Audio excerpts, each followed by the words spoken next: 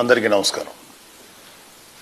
Already మా జనసేన కార్యకర్తలకి, వీర మహిళలకి, ఎస్పెషల్లీ పిఠాపురం కాన్స్టిట్యున్సీలో ఉన్నటువంటి ప్రతి జనసేన కార్యకర్తకి, వీర మహిళలకి, అభిమానులకి అందరికీ ఒక విషయం ఆల్రెడీ చెప్పాను. అలాగే కూటమిలో ఉండేటువంటి కార్యకర్తలకి, నాయకులకి, మహిళా కార్యకర్తలందరూ కూడా ఒక విషయం చెప్పాము.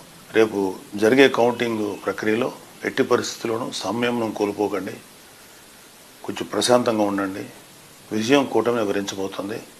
సో ఓడిపోబోతున్నటువంటి వైసీపీ వాళ్ళు చేసేటువంటి కవ్వింపు చర్యలకి మీరు ఎట్టి పరిస్థితుల్లో ప్రతిస్పందించద్దు అని చెప్పాను మీకు.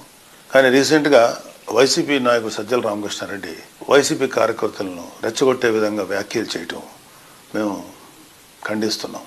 పార్టీ ఏదైనా కార్యకర్తల క్షేమం కోరాలి, కానీ వారిని విద్వేషాలకి, విధ్వంసాలకు పాల్పడే విధంగా రెచ్చగొట్టకూడదు.